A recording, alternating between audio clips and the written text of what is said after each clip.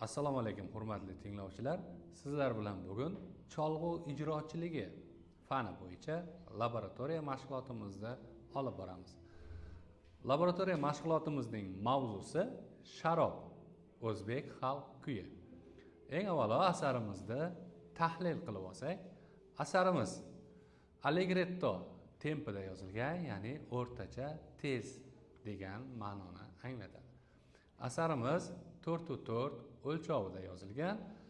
Asarimizning tonalligi re majorning parallel minori si minor gammasida yozilgan. Si minor gammasida fa diyez va do diyez belgisi mavjud. Tasodifiy belgilar ham bor. Bu yerda sol diyezni uchratishimiz mumkin. Ya'ni bu garmonik holatiga mos bo'lyapti. Minorning 3 xil holati bor: tabiiy, garmonik va melodik. Garmonik holatida ko'proq yozilgan bo'ladi. Notani qisqartiruvchi belgilardan repriza ishtirok etgan. Asarimizning nota cho'zimlari 16 talik, nimchorak, chorak, yarimtalik va butun notalardan iborat. Hurmatli tinglovchilar, endi asarimizni sizlarga bo'lib o'rgataman. Kichik mavzular, ya'ni kichik mavzular bu 8, 10, 12 taktdan iborat bo'ladi. Bu kichik mavzularni bo'lib sanab ishlashingiz, mashq qilishingiz, ijro qilishingiz kerak bo'ladi. Demak, birinchi taktimiz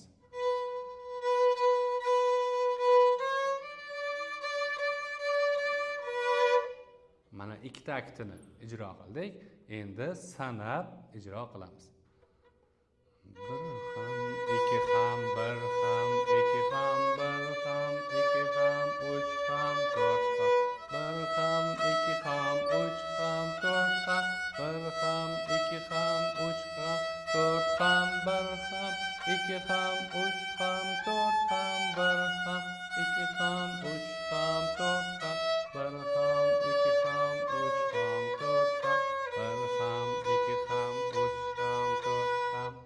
Mana dastlabki kichik mavzumizni ijro qilib oldik. E'tibor bersangiz, bu yerda faqat nimchorak va chorak notalari ishtirok etgan. Demak, nimchorak notamiz ikkitasi bir hamga yoki birga yoki hamga sanaladi. Chorak notamiz esa bir hamga sanaladi. Shu sanoqni e'tibor bergan holda sanab ijro qilamiz. Endi bu yerda repriza, ya'ni qaytarish belgisi bor. Repriza bu notani qisqartiruvchi belgilarga kiradi. Ikkinchi marta ijro qilganimizda piano ijro qilamiz.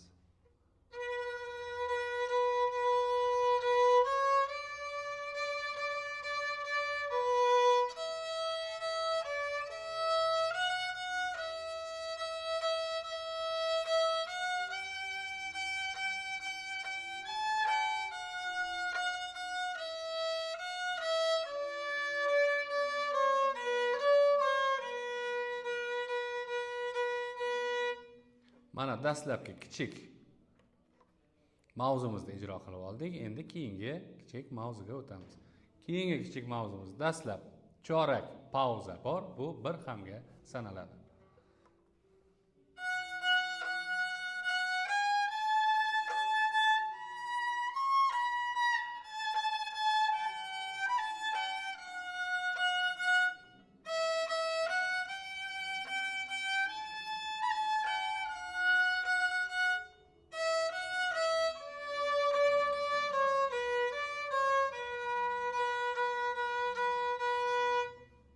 Mana ikkinchi kichik mavzumizni ham ijro qilib oldik. Endi buni har bir kichik mavzumizni takrorlashimiz kerak. Alohida ishlab mashq qilishimiz kerak bo'ladi. Kichik mavzumizni, ikkinchi kichik mavzumizni ham aniq ishlab bo'lgandan keyin ikkovini qo'shib ijro qilsangiz maqsadga muvofiq, ya'ni yodlab olishingiz osonroq bo'ladi. Boshidan, ya'ni birinchi va ikkinchi mavzumizni ijro qilib beraman.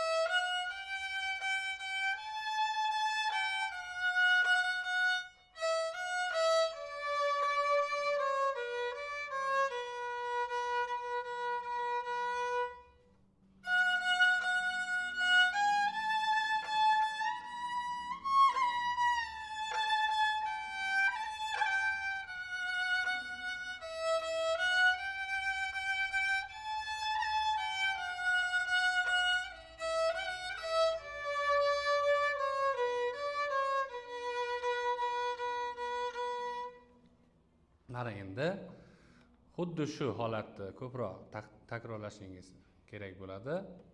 Endi keyingi kichik mavzumiz quyidagicha.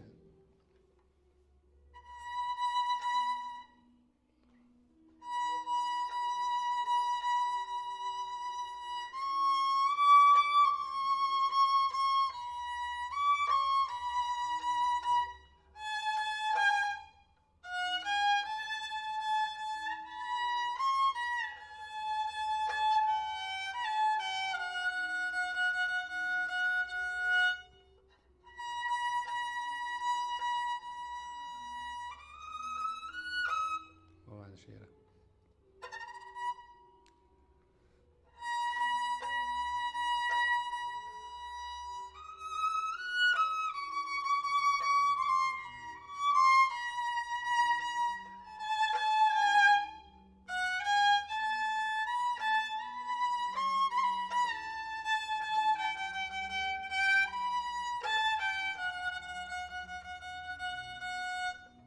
Mana bu yana bir avji hisoblanadi asarimizning. Avjini bo'lib ko'proq sanab turib mashq qilishimiz kerak bo'ladi. Endi asarning davomi.